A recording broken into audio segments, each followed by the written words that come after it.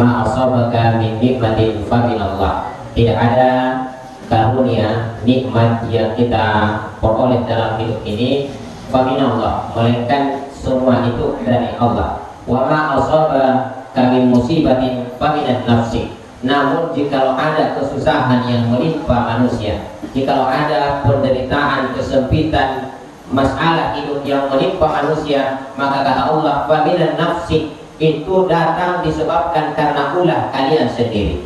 Allah Subhanahu wa taala menyampaikan bahwa makana mu'adzibahum wa anta fihim. Saya tidak akan hukum umatmu asalkan engkau masih ada bersamanya. Makanya Nabi kita begitu ada gempa bumi di masa Nabi, ada juga sempat goyang bumi, tetapi Nabi hanya menepuk bumi, wahai bumi, belum saatnya. Kenapa? Saya masih ada. Maka Allah mu'adzibahum wa anta fihim, janji Allah, saya tidak akan hukum umatmu wa anta fihim, asalkan engkau masih ada di atasnya. Tapi sekarang Nabi kita sudah tidak ada, makanya gempa di mana-mana, tetapi Allah masih memberikan jaminan. Maka Allah mu'adzibahum wa hum yastaghfirun, asalkan satu kampung masih banyak yang beristighfar, maka Allah mu'adzibahum, saya tidak akan hukum mereka. Maka jemaah sekalian, istighfar ini adalah solusi untuk menghindarkan diri kita dari berbagai macam bencana alam. Karena ini sudah jaminan Allah, ini sudah janji Allah kepada baginda Nabi kita Muhammad sallallahu alaihi wasallam. Hadirin yang dimuliakan Allah, makanya dalam sebuah hadis, man lazimal istighfar, siapa yang melazimkan istighfar, astagfirullahaladzim wa atubu ilaih, selalu dia ucapkan istighfar. Man lazima, siapa yang melazimkan istighfar, selalu senantiasa dia beristighfar, maka ja'alallahu likulli hammin faraja. Kalau kamu punya kesedihan dalam hidupmu, Allah akan hilangkan kesedihan itu, Allah akan ganti dengan kebahagiaan. Makanya dalam sebuah riwayat di masa tabi'in, ada seorang ulama namanya Imam Hasan Al-Basri. Datang orang-orang Irak bertanya, wahai Imam, saya ini sudah 7 tahun menikah, namun belum dikaruniai anak. Ini bagi orang yang sudah menikah dan masih belum dikaruniai anak. Datang kepada Imam Hasan Al-Basri, wahai Imam, apa solusi yang engkau tawarkan? Apa nasihatmu supaya saya bisa memiliki keturunan? Apa kata Imam Hasan Al-Basri? Akthirul istighfar, perbanyaklah olehmu istighfar. Begitu berlalu 1 tahun, datang lagi orang itu menyampaikan kabar gembira dengan membawa istrinya yang sudah hamil. Jadi kalau ada orang yang masih belum punya keturunan, sudah lama menikah, maka perbanyak istighfar, kata Imam Hasan Al-Basri. Wahai Imam, kampung kami kekeringan, tidak pernah turun hujan. Apa kata Imam Hasan Al-Basri? Akthirul istighfar. Tidak lama kemudian turun hujan, perbanyak istighfar, turun hujan. Luar biasa istighfar ini. Datang lagi orang, wahai Imam, saya ini sudah bertahun-tahun memiliki penyakit di perut. Saya sudah berobat di mana-mana belum sembuh. Istighfar, dia kemudian melazimkan istighfar, mendawamkan istighfar, hilang penyakitnya. Ya. Datang lagi orang, wahai Imam, saya ini sudah lama hidup miskin, padahal sudah banting pulang kerja keras, tetapi masih saja hidup kami seperti ini. Apa kata Imam Hasan Al-Basri? Akhirul istighfar, perbanyak istighfar. Kemudian karena dia mendawamkan istighfar, Allah mengubah hidupnya, Allah berikan dia rezeki yang banyak. Sehingga ini murid-murid Imam Hasan Al-Basri bertanya, wah Imam, perasaan ini semua pertanyaan yang datang kepadamu, satu saja jawabannya, perbanyak istighfar. Seharusnya kan kamu berikan solusi, ya, bahwa kamu pergi ke dokter, kamu bekerja keras, kamu begini-begini. Ini engkau hanya menyuruhnya memperbanyak istighfar. Apa kata Imam Hasan Al-Basri? Saya mengingat firman Allah dalam surat Nuh, wastaghfiru rabbakum innahu kana ghaffara.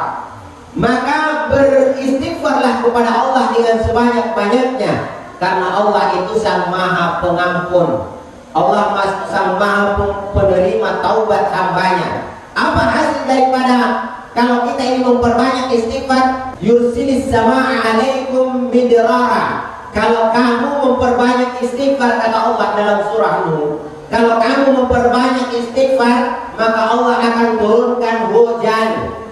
Ya, kata ulama juga Allah akan berikan rezeki yang banyak. Allah akan berikan hujan yang betul-betul dibutuhkan oleh bumi, bukan yang datangkan bencana. Wa yumdidukum bi amwalin, dan kalau kamu memperbanyak istighfar, ini kata Allah dalam Al-Quran, yumdidukum bi amwalin, Allah akan memberimu harta yang banyak. Ada orang hidup di dunia ini miskin terus, maka perbanyak istighfar, kata Allah, yumdidukum bi amwalin, Allah akan memberimu rezeki yang banyak.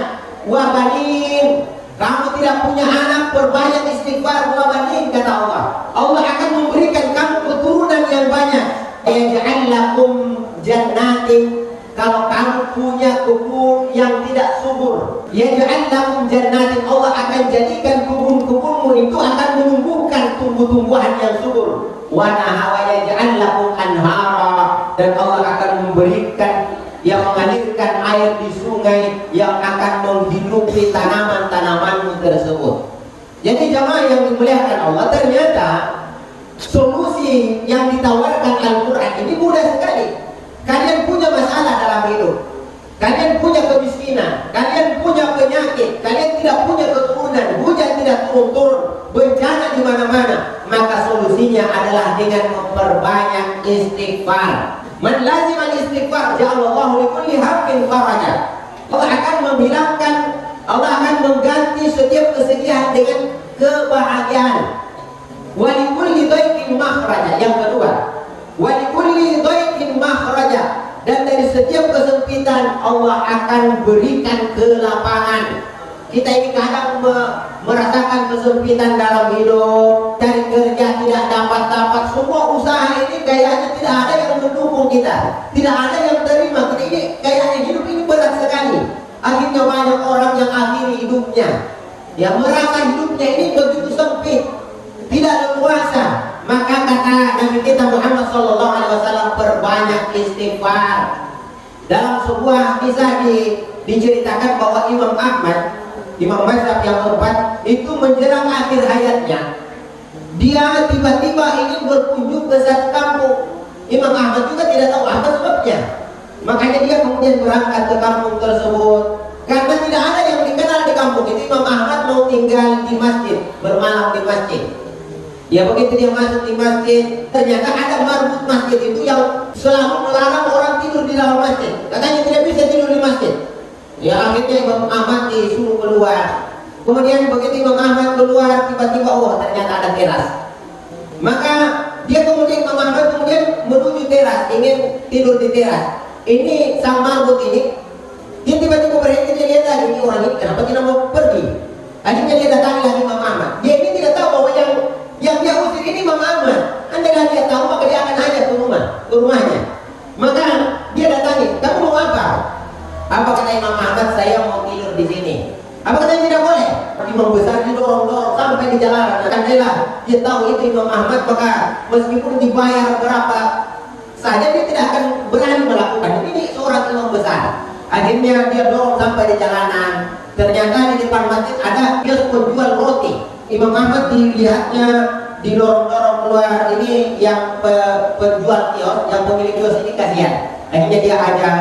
Ini juga tidak tahu ini Imam Ahmad. Dia cuma ajak ke kiosnya. Wahai orang tua, ini ada tempat istirahat, kamu istirahat di situ saja. Jadi Imam Ahmad kemudian masuk ke tempat yang disediakan oleh penjual roti tersebut. Imam Ahmad begitu berdialog, bercerita, dia mendapati ada keanehan dari pemilik kios ini. Kenapa? Mulutnya itu selalu bergoyang. Jadi mulutnya itu hanya berhenti bergoyang itu ketika Imam Ahmad berbicara kepadanya. Begitu selesai berbicara, goyang lagi mulutnya. Kata Imam Ahmad, apa yang kamu buat dengan mulutmu? Kenapa goyang terus? Apa kata orang tersebut? Saya selalu membaca istighfar, astagfirullah wa atubu ilaih, astagfirullah wa atubu ilaih. Apa kata Imam Ahmad? Bahwa samaratu istighfar, apa buah hasil daripada istighfarmu itu? Apa kata pemilik kios tersebut? Wahai orang tua, sungguh sejak saya mendawamkan istighfar ini, saya sudah melakukan itu sejak muda katanya. Semenjak saya melazimkan memperbanyak istighfar ini, lisan saya selalu beristighfar, maka semua keinginan saya diberikan oleh Allah Subhanahu wa taala. Kita ini sudah banyak sekali permintaan kita, kayaknya belum ada yang dikabulkan. Ya, ini orang dengan bedanya mengatakan semua keinginan saya dipenuhi oleh Allah kecuali satu. Heran kata Imam Ahmad, apa itu yang belum dipenuhi Allah? Selama ini saya selalu berdoa, ya Allah, sebelum saya mati pertemukan saya kepada ulama besar Imam Ahmad. Jadi ternyata keinginannya sebelum mati dia mau berjumpa dengan Imam Ahmad. Imam Ahmad itu seorang imam besar yang sangat dikagumi oleh orang-orang. Maka orang ini sangat kagum dengan Imam Ahmad. Ya Allah, sebelum saya mati pertemukan saya dengan Imam Ahmad. Imam Ahmad kemudian tersenyum. Apa kata Imam Ahmad? Tahukah kamu bahwa saya adalah Imam Ahmad? Keinginanmu itu doamu yang kamu katakan belum terwujud sekarang dikabulkan oleh Allah Subhanahu wa taala.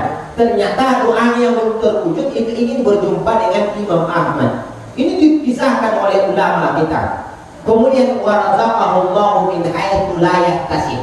Kalau kita banyak beristighfar, razaqahullahu min haitsu la yahtasib, Allah akan berikan rezeki yang tidak disangka-sangka. Kita ini kadang hanya dapat uang kalau kita kerja. Ada orang itu uangnya datang tidak disangka-sangka. Orang cuma duduk-duduk, datang lagi rezeki. Razaqahullahu min haitsu la yahtasib. Rezekinya datang tidak disangka-sangka, mudah datang rezeki. Ya, makanya ada orang itu ya tidak terlalu bekerja keras tetapi rezekinya banyak, hidupnya enak, kaya. Itu orang-orang yang diberikan oleh Allah razaqahullahu min haitsu la yahtasib. Syekh bin Baz pernah ditanya, wahai Syekh, apakah betul istighfar itu bisa mendatangkan rezeki yang banyak?